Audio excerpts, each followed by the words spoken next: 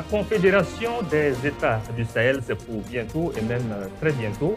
La rencontre tenue à Niamey en mai dernier entre les ministres des Affaires étrangères du Burkina Faso, du Mali et du Niger a permis de finaliser le projet de texte, donc les textes fondamentaux.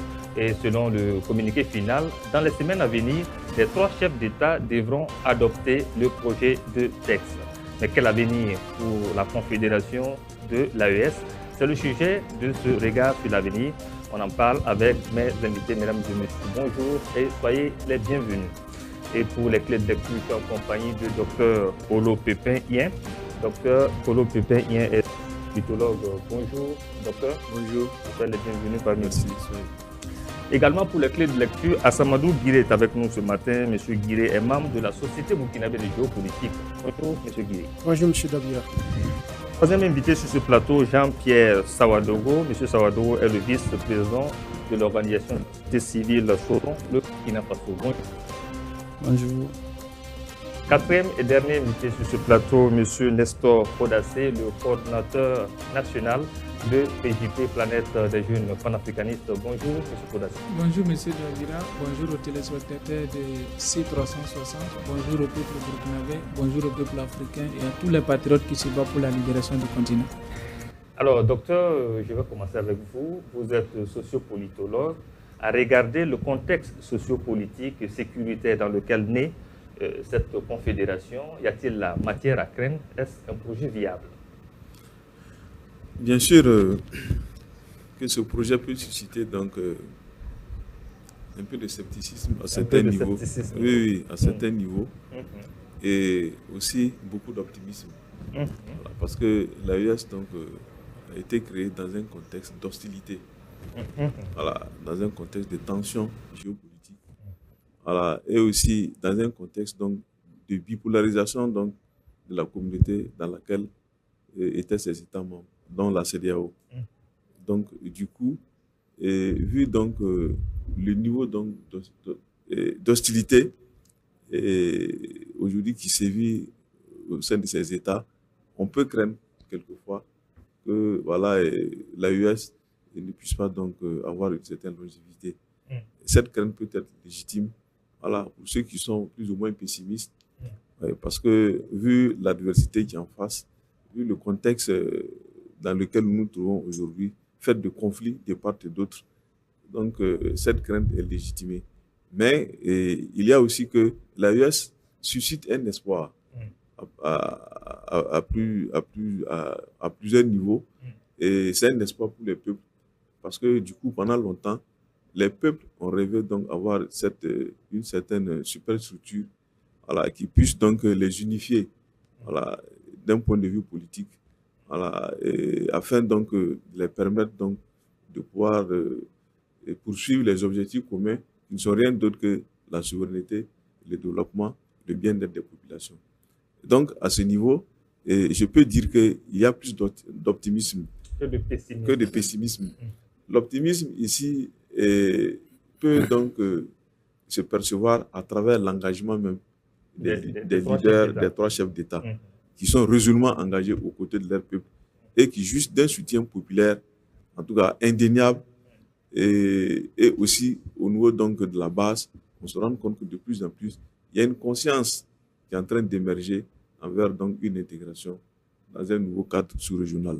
Donc, du coup, vu les devoirs de la CEDEAO, la déception que la CEDEAO a infligée donc à des peuples, voilà, qui ont été sérieusement réprimés d'une manière ou d'une autre, notamment le peuple du Mali, le peuple du Niger, le peuple du Burkina Faso. Donc, ça a pu créer une certaine solidarité entre ces peuples au niveau de la base et au niveau du sommet. Et il faut le préciser au passage, voilà. Les peuples sont plus pressés. Hein, oui. Je vous dis que j'ai fait un passage au Niger il n'y a pas très longtemps. J'ai pu percevoir que dans ce pays-là, le niveau de conscience, le niveau de prise de conscience sur la question de l'intégration entre les 3 pays, en tout cas, est plus élevé que pour celui du Burkina. Ah bon? Oui. Vous avez remarqué ça? Oui, j'ai remarqué ça. Oui, ils sont plus en avance par rapport à nous sur la prise de conscience. Sur la prise de conscience. Oui. Par rapport au Burkina Faso. Par rapport au Burkina Faso. Au Burkina Faso, oui. Où la société civile est plus éveillée que jamais. Oui, mais ici, ils sont beaucoup plus divisés. Il y a beaucoup de clivages qui font que certains se refusent, c'est-à-dire à aller dans la mouvance donc, de l'AES aujourd'hui. Il y a de la résistance. Au Niger, ce que j'ai constaté, il y a quand même une adhésion assez large. Assez large. Et au Mali? Sur le projet. Là, le Mali, je n'ai pas encore une expérience du Mali. D'accord. Donc, je ne saurais, donc, à partir de ma position au Burkina, faire des appréciations. Mais ce qu'on a pu constater, c'est qu'il faut dire que les Maliens ici, aussi, même bien avant ça, ont quand même une tendance, à la solidarité. Voilà. Parce que déjà, dans leur histoire, il y a la Fédération du Mali qui est là. Voilà. Et donc, ils ont déjà une expérience en termes de fédération. Et dans leur constitution, je pense qu'il y a une disposition qui disait que le Mali était disposé donc à céder une partie de sa souveraineté pour une quelconque union d'État. C'est l'article 4. Oui, alors, je ne sais pas c'est quelle disposition. Donc, du coup, à ce niveau, on peut dire que du point de vue de l'histoire, les Maliens quand même ont une longueur d'avance par rapport aux Burkinabés. Mais maintenant, le niveau de prise de conscience au sein des masses, je ne peux pas mesurer ça à partir. Vous ne pouvez pas mesurer ça. Alors, ce qui est bien, c'est qu'on a des leaders d'organisations de la société civile qui sont avec nous ce matin. Monsieur Podassé, alors, ces clivages, est-ce que ça ne va pas constituer un frein à cet élan-là? Non, ça ne va pas constituer un frein. Et qu'est-ce qui crée justement cette clivage? Pourquoi la société civile n'arrive pas à parler d'une même voix au Burkina Faso? Non, ce qui fait que la société civile au Burkina ne parle pas même langage dans cette question de l'AIS. D'abord, il faut reconnaître que beaucoup de membres de la société civile au Burkina étaient endossés à des partis politiques. Voilà, beaucoup étaient des créations des partis politiques. Chaque parti politique avait son OSC. Donc, ils obéissaient à leurs parrains politiques. Ce n'est pas la même chose comme nous qui sommes venus de nous-mêmes, raison pour laquelle nous avons beaucoup été combattus, emprisonnés, tout ça, mais nous tenons bon. Donc, ce sont ceux qui s'opposent à la vision, à la dynamique actuelle. Donc, naturellement, le peuple est en train de les vomir doucement, doucement. Donc, c'est ça qui fait que ceux qui sont d'accord pour l'avancement, la libération de l'Afrique, et vu que le Mali, le Niger et le Burkina ont vu les mêmes problèmes, c'est ça qui a amené beaucoup de peuples maintenant à adhérer à la vision. Et ça fait que l'idée panafricaniste est en train d'émerger. Sinon, c'est à cause des clivages politiques. Vous voyez qu'on était beaucoup divisé au plan politique au Burkina, avec le changement brusque de 2014 qui a balayé d'autres et d'autres sont venus avec les OSC, alors que les OSC ne devraient pas s'aligner derrière les partis politiques. Les OSC devraient avoir leurs lignes et jouer la neutralité pour conduire la révolution. Malheureusement, les OSC ont troqué la lutte en vendant cette lutte aux politiques. Et donc, les autres qui supportaient l'autre camp politique qui a été vaincu se sont fâchés. Donc, c'est tout ça qui jouait un peu sur la dynamique des OSC. Mais avec l'arrivée de son Excellence, Capitaine Ibrahim Traoré, la dynamique est en train de prendre actuellement, doucement, doucement. Et j'ai confiance qu'on va y arriver. Parce que quand tu regardes dans nos objectifs, par exemple, au niveau du mouvement de la PJP, par exemple, ça dit que cette confédération est la bienvenue parce que ça cadre avec notre vision. Et en plus, nous pensons qu'il faut aller même déjà à la fédération. La confédération, mais toujours est-il qu'il faut commencer quelque part pour arriver quelque part. Sinon, dans notre vision, c'est d'aller directement même à la fédération. Aller directement à la fédération. Alors, monsieur Saodo, vous êtes également de la société civile.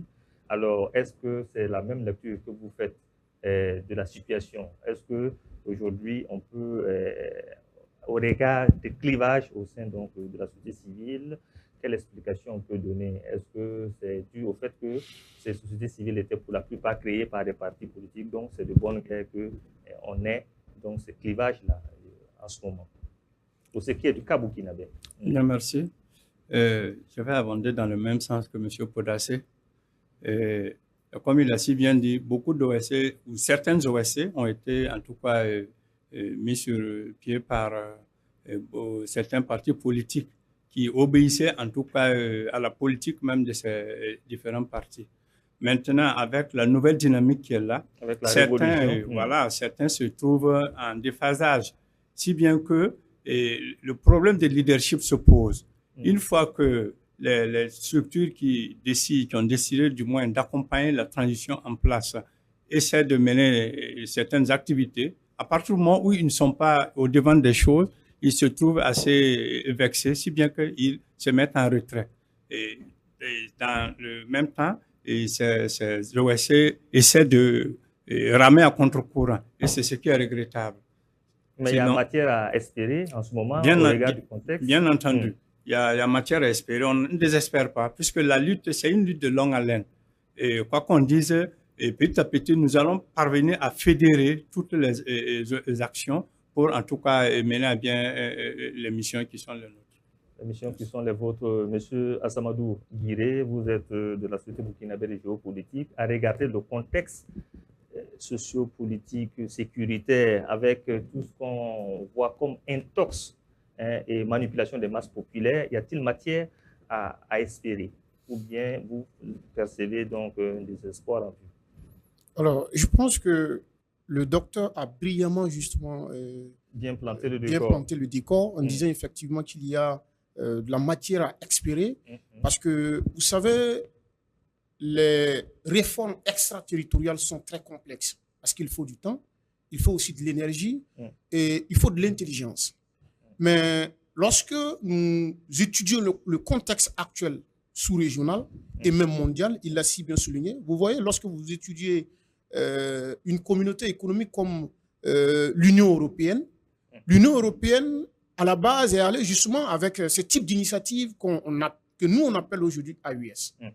Ça veut dire que nous sommes dans un contexte où on a des chefs d'État qui sont très engagés dans la reconquête, dans la lutte pour la reconquête de leurs différentes souverainetés.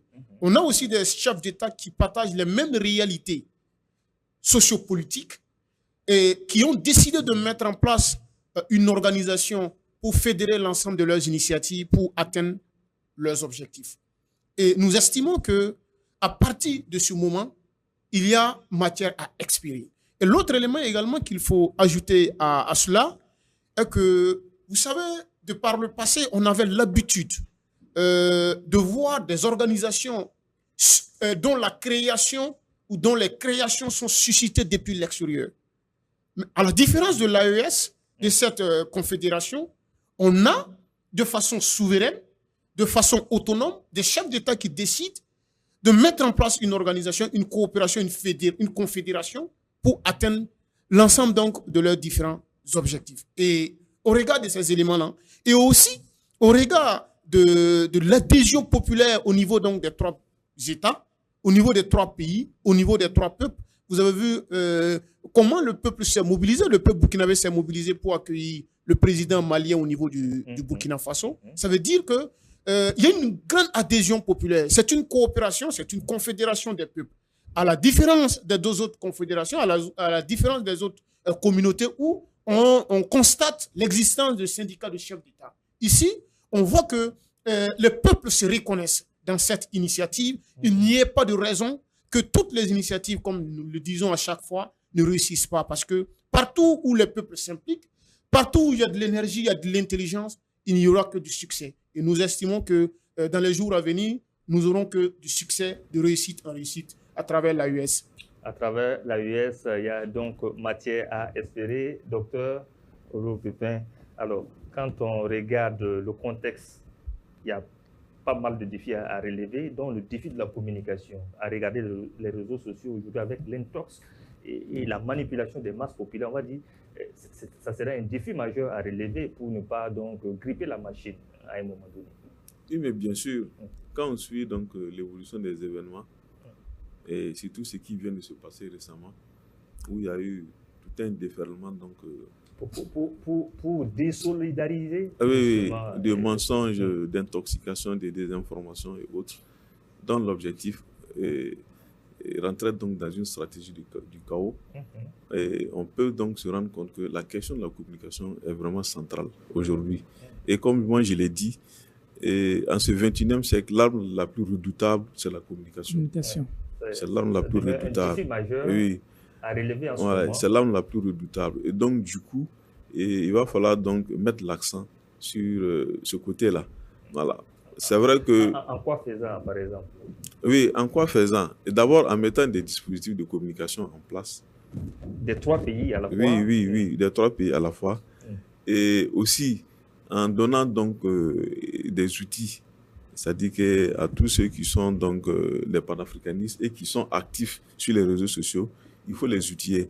Les outiller ne veut pas dire qu'il faut leur distribuer de l'argent. Les former. Il faut les former, voilà, à détecter même, ne serait-ce que les fake news et autres, Voilà. Et maintenant, les former ici, comment contrer la désinformation.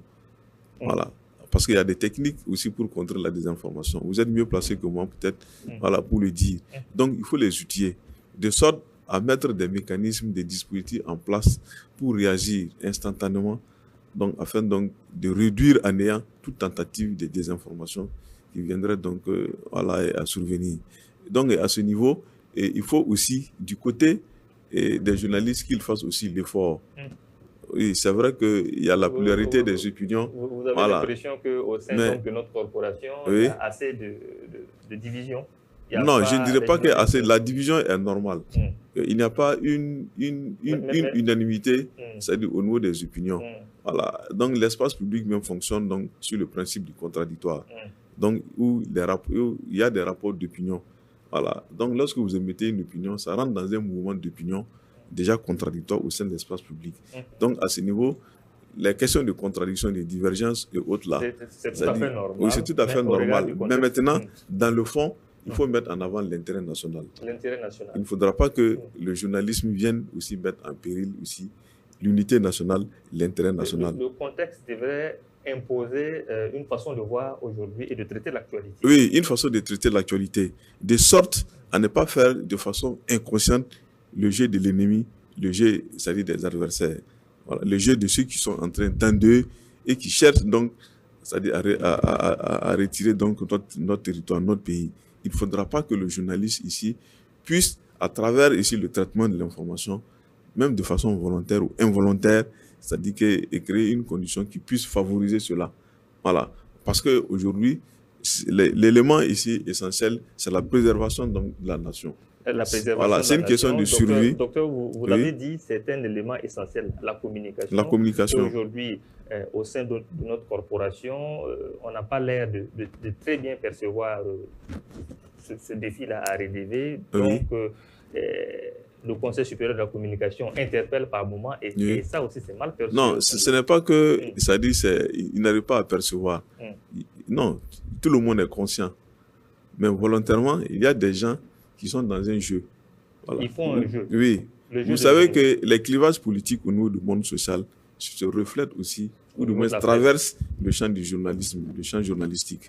Donc, du coup, ça fait que les gens aussi sont politiquement alignés, et même parfois idéologiquement alignés. Et lorsqu'on parle donc d'alignement politique, c'est dit que ce sont des intérêts politiques qui sont en jeu. De sorte qu'un journaliste peut être conscient sur le plan professionnel, mais peut choisir de servir tel ou tel intérêt politique. C'est son droit le plus absolu. Mais dans un contexte où... Mais un droit qui dessert en ce moment. Oui, qui dessert l'intérêt national. Voilà. Parce que la plume aussi doit être au service du peuple. Ça c'est ma conception. La plume doit être au service du peuple. Au service du peuple. Également la conception de M. Podassé. Oui. Maintenant, une plume, c'est-à-dire, Chateaubriand disait, une plume incontrôlée est une plume destructrice. C'est ce que ça veut dire. Donc, c'est dire qu'il ne faudra pas aussi permettre toutes sortes de dérives qui puissent aussi mettre le pays en difficulté. Donc, c'est pour ça, dans la question du traitement de l'information, il va falloir que les journalistes fassent beaucoup plus, qu'ils fassent preuve de professionnalisme pour ne pas ici faire le jeu de l'ennemi. C'est de ça qu'il s'agit. Mais les questions d'opinion, chaque journaliste doit être libre de son opinion. Mais il ne faudra pas que le journalisme puisse servir des causes obscures qui aujourd'hui sont en train donc de mettre en mal donc, le développement de rendre encore difficile la reconquête de notre territoire. Oui, mais justement, parce qu'ils sont issus du peuple et ils font partie du peuple. Très clairement. Moi, ma lecture, je suis d'accord avec le docteur, parce que moi-même, étant acteur sur le terrain, si vous voyez que notre lutte a du mal à prendre au Burkina et que le docteur a dit que le Niger est en avance par rapport à nous, par rapport à la prise de conscience sur l'AIS, c'est dû aux médias, ici même. Je le dis avec preuve, parce que quand nous avons commencé à Bobo, je me rappelle bien, dans les années 2021, nous sortons pour dire à bas la France, mais quand les gens venaient à la conférence de presse, là où j'intervenais, ça ne passait pas. À la presse, ça ne passait pas. J'étais fermé. C'est Afrique Média qui me révélait et les réseaux sociaux. Ça nous a beaucoup aidé.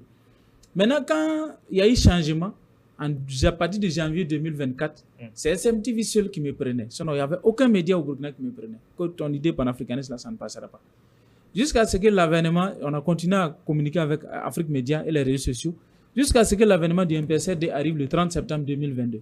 Et c'est à partir de là, certains presses privées m'ont invité une fois sur les plateaux, juste après les assises.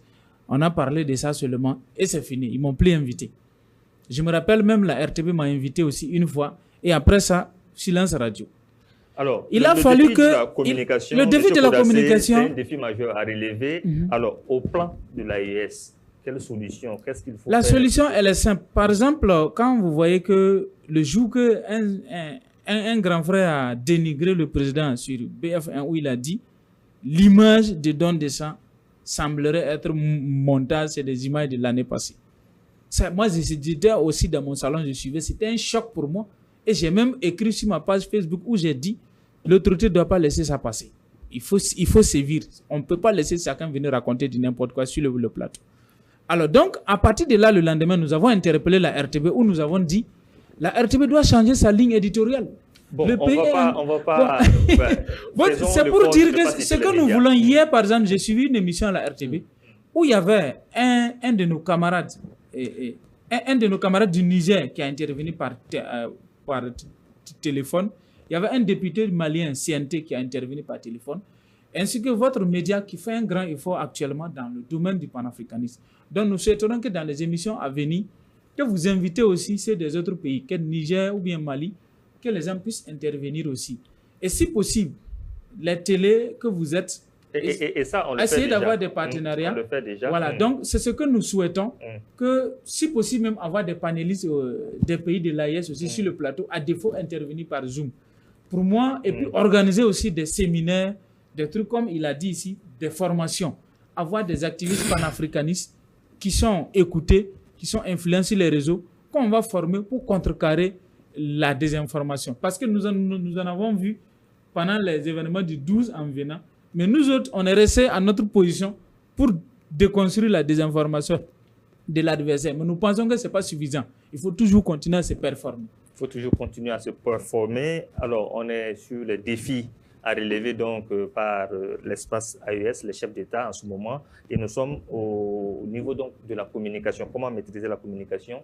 Alors, Monsieur Sawadogo, quelle est votre lecture ou solution par rapport à la maîtrise de la communication dans l'espace qui reste un défi majeur? Bien, merci. La communication, comme on l'a si bien dit, si elle est mal menée, c'est vraiment une arme de destruction massive. On se rappelle toujours ce qui s'est passé, par exemple, au Rwanda, le génocide rwandais, avec 1000 collines. Une fois qu'une information est très mal traitée, ça crée un désastre. Pour nos médias, je crois qu'on ne peut pas interdire à un média quand même d'avoir un parti pris. Mais il y a le contexte qui fait qu'il faut en tout cas savoir raison garder. Nous sommes en temps de guerre. Si on doit relayer des informations du reste qui sont fausses, je pense que ce n'est pas du tout sérieux. Donc, il va falloir réellement qu'il y ait encore du sérieux dans la formation des journalistes. Je ne dis pas qu'ils ne sont pas bien formés, mais il reste quelque chose à parfaire toujours. Donc, ces journalistes devraient en tout cas se mettre au service de leur pays au lieu de se mettre au service de... Bon, pendant le temps de la crise. Exactement. Ouais. Donc, alors, pour ce qui est du cas de l'AES, quelle formule trouver? Quelle formule pour fédérer peut-être les médias, je ne sais pas. Déjà que nos pays sont en train d'aller à une confédération, je pense qu'il serait de bon ton quand même que les médias aussi, même si ce n'est pas tous les médias, que les médias fassent réellement cette union et pouvoir travailler en tandem. Parce qu'on voit ce qui se passe au plan européen. Quand il y a crise, les médias parlent d'une même voix. Exactement. Malheureusement, chez nous ici, c'est très mal compris. Surtout que certains qui sont opposés à nos différentes transitions et sont en train de tirer les ficelles de part et d'autre. Malheureusement, certains s'allient à ces derniers-là pour en tout cas aller contre ce qui devrait en tout cas rendre service aux différents pays. Alors, M.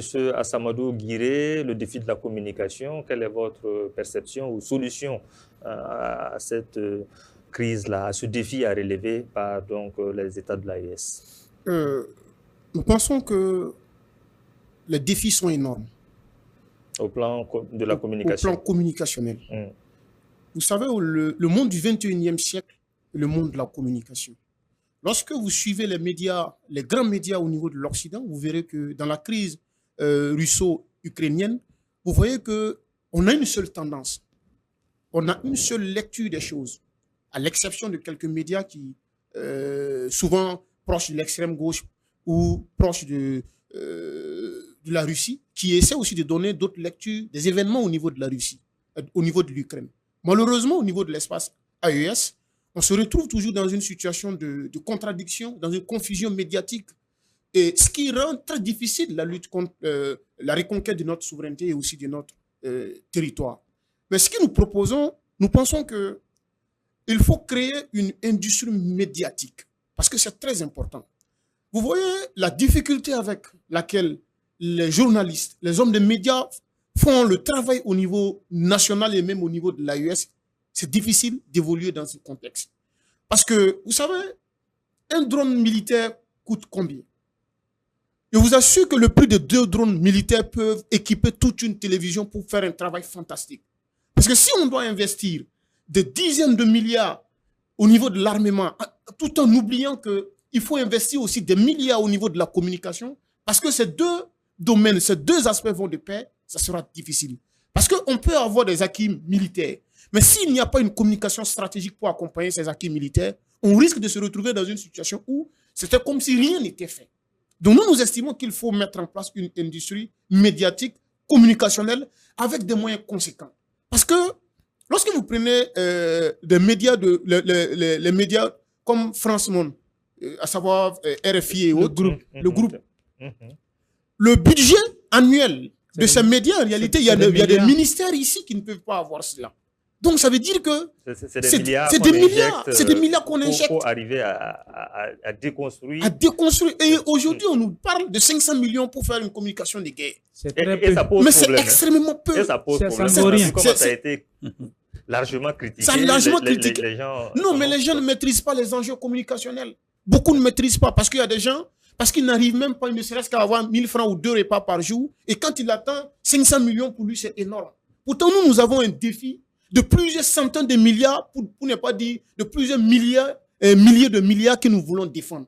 Et s'il faut investir 100 milliards pour récolter 300 milliards, il faut le faire. Il ne faut pas dire que parce que nous sommes pauvres, il faut investir peu. Pourtant, on sait qu'en investissant beaucoup, on gagne beaucoup. Donc nous estimons qu'il faut un travail, il faut de l'investissement au niveau communicationnel pour accompagner nos médias. Parce que je vous assure que n'eût été la présence des réseaux sociaux aujourd'hui, il nous sera très difficile. Parce qu'aujourd'hui, tous les citoyens, certains citoyens engagés sont obligés de s'ériger en journaliste pour faire un travail. Lui également, le doyen Podassé, c'est des gens qui font un travail fantastique et énorme sur les réseaux sociaux. Et c'est ça aussi qui contribue à l'avancée significative de la lutte contre la désinformation. Et je pense que pour arriver à bout de la lutte contre la désinformation, il faut de l'investissement. Il faut de l'investissement. Alors, vous l'avez dit, pour ce qui est de la communication, il n'y a pas que les médias, il y a aussi les structures de veille citoyenne qu'il faut aussi structurer et former, comme l'a dit le docteur. Oui, il faut à un moment donné. Docteur, je viens à vous. Alors, l'autre défi aussi qu'on pourrait citer, c'est bien la question de la monnaie. La question de la monnaie, souvenez-vous, sous l'ère Sékou Touré, comment l'économie avait été...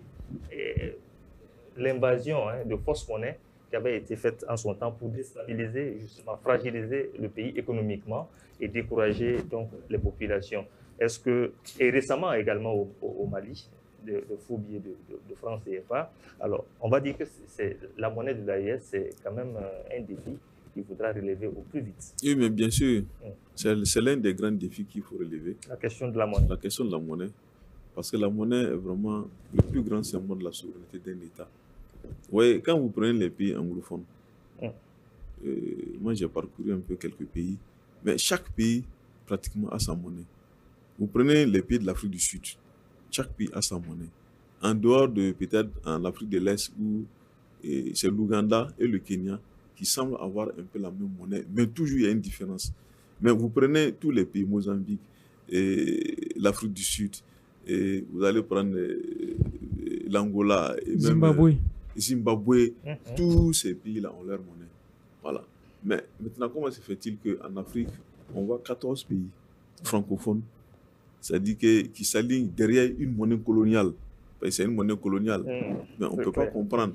Qu'est-ce que les autres pays-là ont de spécial pour pouvoir avoir leur souveraineté monétaire et nous n'en avons pas? Surtout qu'aujourd'hui, il est démontré que quand même, la zone sahélienne fait partie des zones les plus riches aujourd'hui en Afrique. Donc, du coup, moi, je pense que pour que nous puissions donc démarrer une souveraineté économique, parce que la souveraineté économique est très importante aussi, il va falloir ici que nous réglons cette question de la souveraineté. Mais est-ce que vous avez l'impression que les choses tardent à ce niveau? C'est vrai qu'il y a des tractations, il y a des concertations qui se font au plus haut sommet, mais est-ce que vous avez l'impression que... Non, je ne pense pas que ça tarde, mais peut-être qu'il y a d'autres contraintes. Peut-être quel genre de contraintes? Qu'est-ce qui peut empêcher justement... Non, je ne suis pas dans le secret des dieux pour savoir ce qui est relevé à certains niveaux, voilà, à certains niveaux comme contrainte. Mais pour parler donc de la souveraineté de la monnaie, il faut d'abord avoir des réserves. Est-ce que nous avons ça? Voilà. Dans un contexte où notre or était exploité sans même contrôle, sans qu'il y ait même le souci même au niveau donc de gouvernants de pouvoir donc créer des réserves d'or. Mais c'est aujourd'hui peut-être, même pas peut-être qu'on vient maintenant de commencer. Voilà. Donc il faut quand même atteindre une certaine quantité pour pouvoir en tout cas aller vers le retrait donc de la monnaie. Moi je me dis aujourd'hui, ça doit être certainement la contrainte majeure qui fait qu'il faut peut-être encore un peu de temps pour se faire quand même une réserve, voilà, une réserve assez colossale qui puisse en tout cas soutenir la nouvelle monnaie qui viendra. La nouvelle monnaie de l'AES, vivement attendue par les populations des trois pays. Monsieur Podassé, réflexion par rapport justement à cette question. Réflexion par rapport à la monnaie, c'est notre objectif, c'est notre lutte de tous les jours. Nous avons dit à bas le franc CFA, à bas la monnaie coloniale. Donc aujourd'hui, nous voulons que l'AES crée sa propre monnaie. Mais quand j'ai eu à échanger avec certains officiels en off, ils m'ont posé 2 questions et il fallait que je trouve moi-même la réponse et donc j'ai compris. Donc, les citoyens lambda qui nous écoutent doivent comprendre que pour avoir sa propre monnaie, la monnaie doit être endossée à quelque chose de valeureux. Soit c'est du pétrole, soit c'est de l'uranium, soit c'est de l'or. Parce qu'aujourd'hui, la France est 4e producteur mondial des réserves d'or mondiales, alors qu'ils n'ont même pas une usine de transformation d'or, d'exploitation d'or en France. Ils gagnent ça où? C'est en Afrique ici. Et au Burkina, on n'avait pas de raffinerie pour raffiner l'or. On vient de commencer l'usine de raffinerie. Il y a Artisanal qui a déjà commencé et il y a un comptoir d'achat maintenant au compte de l'État. Donc, à partir de là, on pourra faire notre réserve. Et deuxième aspect, pour créer votre monnaie, il faut que vous parveniez à l'autosuffisance alimentaire. Parce que vous ne pouvez pas créer monnaie alors que ce que vous importez est plus que ce que vous exportez. Donc, balance, quand vous regardez dans la déficit budgétaire, ça ne cadre pas. Donc, c'est pour ça son Excellence le capitaine Ibrahim Traoré a lancé l'offensive agricole présidentielle au programme présidentiel. C'est la préparation de créer la monnaie, bien sûr. Et donc, dans le programme, c'est prévu qu'en 2025, on parvient à l'autosuffisance alimentaire. C'est pourquoi il a commandé beaucoup de tracteurs. On est en train de cultiver beaucoup. Et en plus de ça aussi, le côté or aussi, il est en train de travailler. Même avec l'actionnariat populaire, il y a 3 mines d'or qui doivent être faites dans le sud-ouest. Il y a un qui doit être fait dans le centre-nord. Je pense que ça vaut 2 coins comme ça. Donc, du coup, on va exploiter nous-mêmes notre or. On aura des réserves.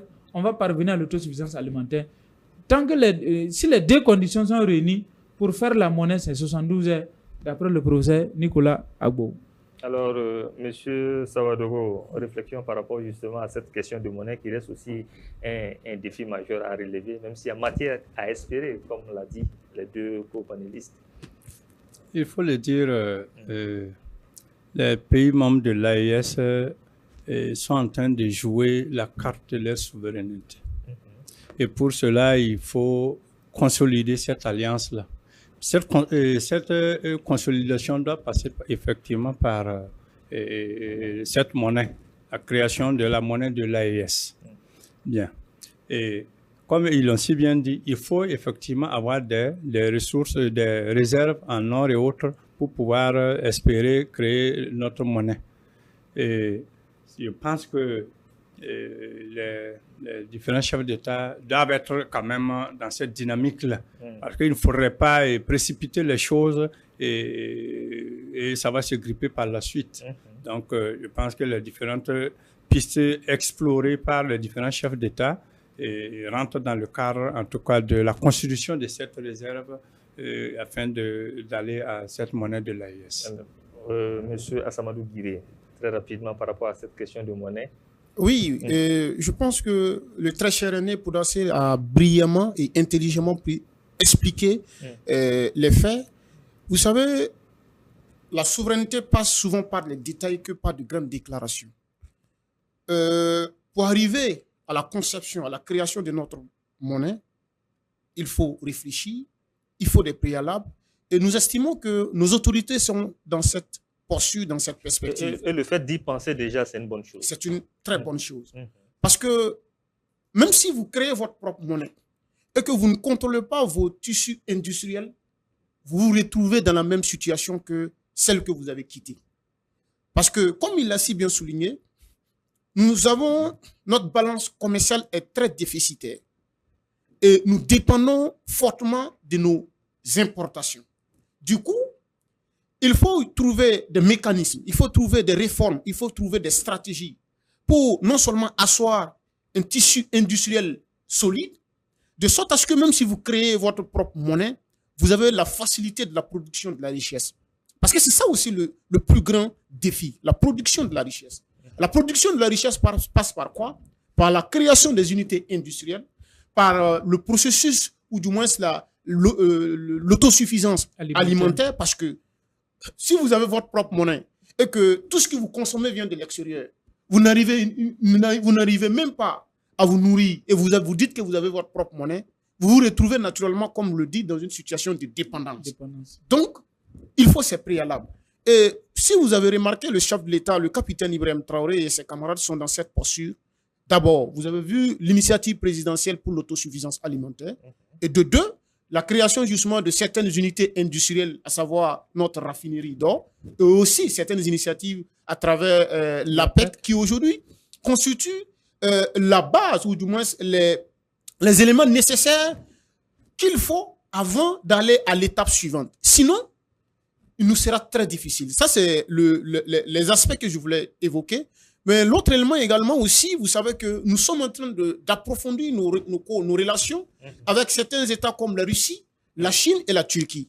Parce qu'effectivement, nous, on peut créer notre propre monnaie, mais à l'international, il faut acheter. Et on achète avec quoi? C'est vrai qu'il faut des réserves, il faut des devises, mais si on n'a pas l'appui de certaines puissances, certaines grandes économies, il nous sera aussi difficile de faire fonctionner normalement notre monnaie. Et en la matière, nous voyons que les réflexions se poursuivent avec la Russie, les réflexions se poursuivent avec la Chine, et nous pensons que dans les jours à venir, dans les semaines à venir, nous irons à la création de notre monnaie. Qui nous permet d'évoquer l'autre pan de notre entretien, de ce débat d'aujourd'hui.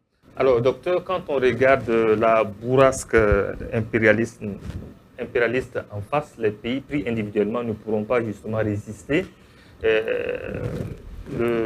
L'ami Assamadou Guiré a tantôt parlé de pays amis en citant justement la Russie. Alors, comme beaucoup de personnes en ce moment, la Russie vit, mais jusqu'à quel niveau? Oui, comme je le disais, la Russie quand même est un bouclier, ça il faut le dire. C'est un paratonnerre pour donc, les pays de l'AES. Un bouclier? Oui, un paratonnerre, oui, en ce moment. Et parce que la Russie a une fonction de dissuasion actuellement. Voilà. Donc, on peut citer des exemples. Le cas du Mali, comme je le disais, il n'eût été donc l'intervention de la Russie, ne serait-ce que par la voix de son ministre des Affaires étrangères, Sergueï Lavrov, qui a menacé au Conseil de sécurité de l'ONU, quiconque, c'est-à-dire qui viendra attaquer le Mali, et il trouvait que la Russie allait être impitoyable. Lorsque les Assimi Goïta, les 5 colonels sont arrivés au pouvoir, on a vu comment la France ici a élevé le ton, en disant même que la CEDEAO, il fallait que la CEDEAO intervienne pour les déloger et que même s'il fallait qu'ils appuient. Voilà. Donc, à ce niveau, c'est clair que n'eût été les menaces de la Russie, je ne suis pas sûr qu'aujourd'hui les 5 colonels allaient être au pouvoir. C'est un partenaire stratégique. Voilà, c'est un partenaire stratégique sûr. Voilà, en tout cas en termes de sécurité. Dans le cadre de cette lutte voilà, pour la souveraineté. Pour la souveraineté, la Russie est un partenaire sûr. Voilà, et le partenariat avec la Russie donc dissuade beaucoup de pays qui pourraient donc avoir donc des projets donc de déstabilisation, des projets même d'attaque, pourquoi pas. On a vu ce qui s'est passé en Côte d'Ivoire et encore au Niger, malgré même la présence militaire française sur le sol, où il y a eu des menaces ouvertes d'attaque contre le nouveau pouvoir nigérien, mais cela n'a pas pu se faire. Mais cela ne veut pas dire que c'est peut-être les Nigériens qui sont arrivés à les dissuader. Mais quelque part, il faut dire que la coopération avec la Russie a été aussi pour quelque chose. Voilà. Donc, du coup, aujourd'hui, nous était donc cette coopération sur le plan même opérationnel. En matière d'acquisition de l'armement, vous avez vu, nos autorités nous ont dit que des armes ont été bloquées. Des pays donc, ont même refusé donc, de nous vendre de l'armement. Et quand on voit le niveau d'équipement aujourd'hui de notre armée, voilà, les niveaux donc, les capacités donc, militaires opérationnelles que notre armée a pu avoir aujourd'hui, c'est grâce à la coopération avec la Russie. Et bien sûr, avec d'autres pays comme la Turquie. Donc, du coup, la Russie aujourd'hui est un partenaire très stratégique dans la lutte aujourd'hui pour la souveraineté. Parce que si nous n'allons pas vers d'autres forces qui sont en mesure de contrebalancer donc les forces adverses, ce serait très difficile pour nous de pouvoir avancer. Nous avons tous vu comment la coalition occidentale est venue à bout de Kadhafi, où la Libye a été détruite, parce que la Libye n'avait pas de rempart. La Libye n'avait pas d'alliés de soutien stratégique dans une force quelconque qui aurait pu contrebalancer la coalition occidentale. Donc, alors, dans tout combat libérateur, il faut toujours des alliances stratégiques. Oui, des alliances stratégiques. En la matière, pour ce qui est de l'AES, oui, pour contrebalancer les forces. C'est très utile. Très utile. Monsieur Podassé, la Russie utile dans cette lutte pour la souveraineté de nos États, oui, mais utile jusqu'à quel niveau?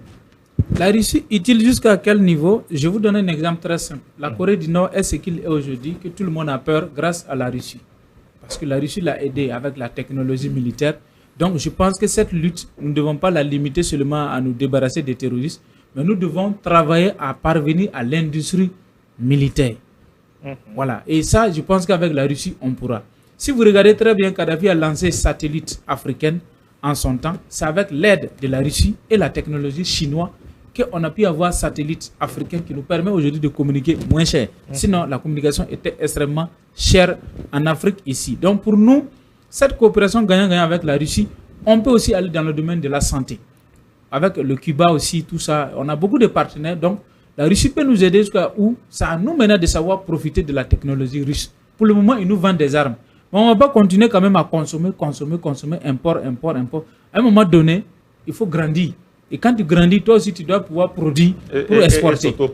Et s'auto-prendre en charge. Voilà pourquoi nous devons travailler à parvenir à l'industrie militaire. Parce que les Européens, là, ils n'abandonnent jamais. Comme Sankara l'a dit, l'impérialisme, c'est un mauvais élève. Quand tu le chasses aujourd'hui, il va, il se prépare et il revient. Mais ils vont planifier. Ils vont dire, bon, cette génération-là, on ne peut pas. Mais on va préparer la génération qui vient peut-être dans 10 ans, 20 ans, 40 ans, 100 ans pour revenir. Donc c'est pourquoi il faut aussi préparer de telle sorte que avec la Russie, on puisse être une puissance militaire, avoir des missiles balistiques et même si possible armes nucléaires.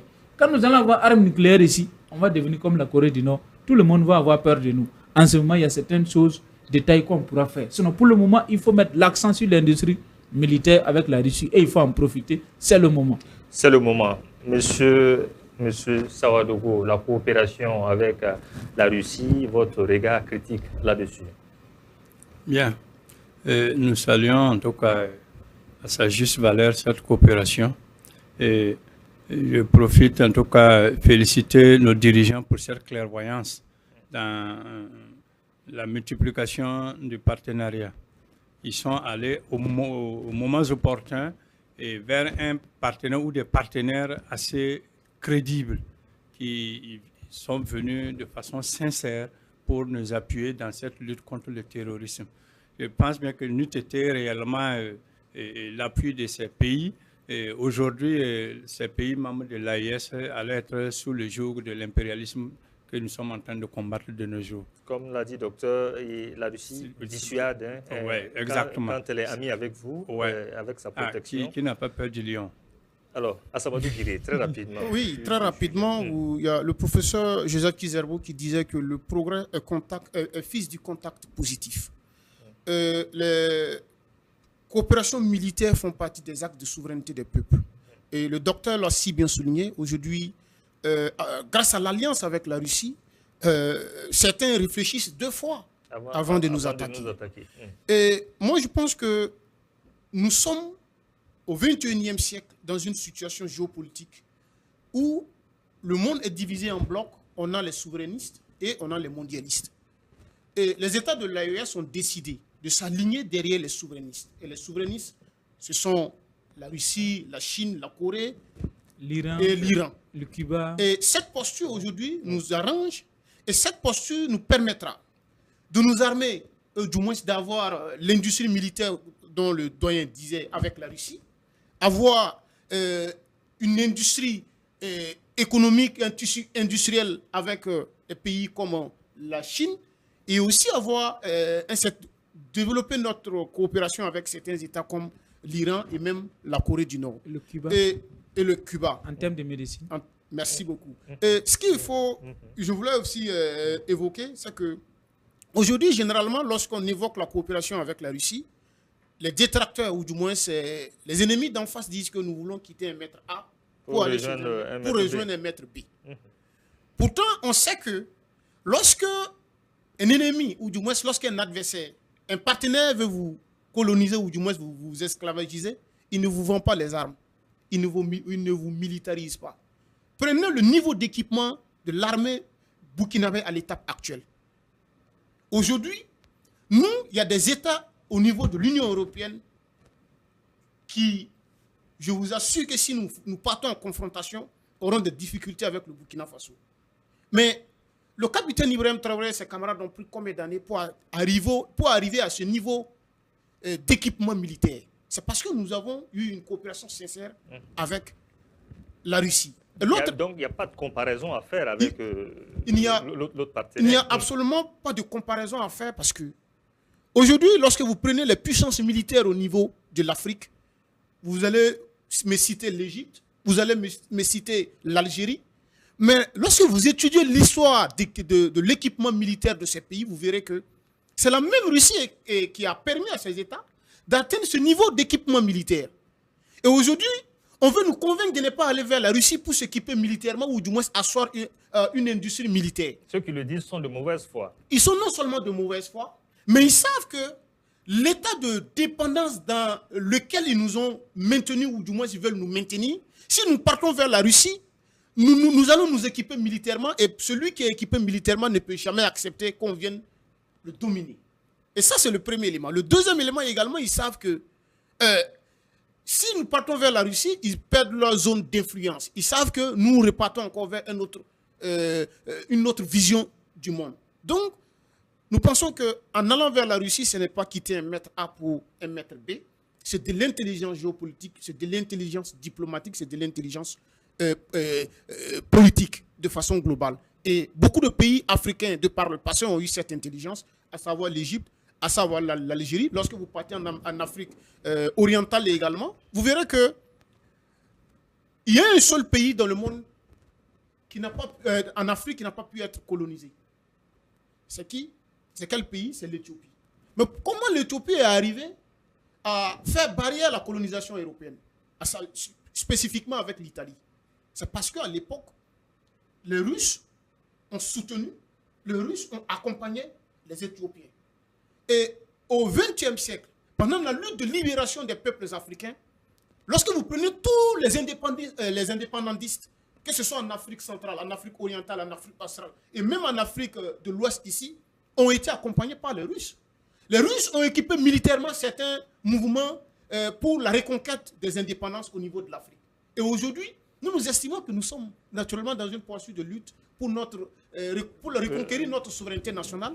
Et qui mieux que la Russie aujourd'hui pour nous accompagner? Parce que de par le passé, elle l'a fait. Elle continue de le faire dans certains pays. Et même lorsque vous partez au Moyen-Orient, elle continue Exactement comme ce qui Bachar al-Assad avait été. Lorsque Bachar al-Assad faisait face aux terroristes, il s'est allié stratégiquement. La Syrie s'est alliée stratégiquement avec la Russie. Et à la fois lutter contre les groupes armés terroristes et à la fois aussi lutter contre la coalition des États impérialistes. Et aujourd'hui, vous avez vu que la Syrie tient. Et aujourd'hui, on ne parle plus de la Syrie comme on le faisait par le passé. La Russie, donc, est un partenaire très stratégique pour les pays de l'AES en ce moment. Assomadou Guiré, merci d'être passé sur ce plateau. Je rappelle que vous êtes membre de la Société burkinabé de géopolitique. Merci pour vos analyses sur ce sujet d'actualité. Merci à vous, Dr Olo Pépin-Ien. Vous êtes sociopolitologue. Merci pour vos analyses également. Merci. Sur le sujet d'actualité. Merci. Nestor Podassé, vous êtes le coordinateur national de Planète des jeunes panafricanistes. Vous avez donné donc vos clés de lecture aussi, quoique pertinent aussi sur ce sujet. Merci d'être passé. Merci beaucoup. Merci à vous, Jean-Pierre Sawadogo. Vous êtes le vice-président de l'organisation de la société civile Sauvons le Burkina Faso. Merci également. C'est moi qui vous remercie. À vous, spectateurs de la C360, merci pour votre constante fidélité à cette émission et à très vite avec un autre sujet de débat d'actualité.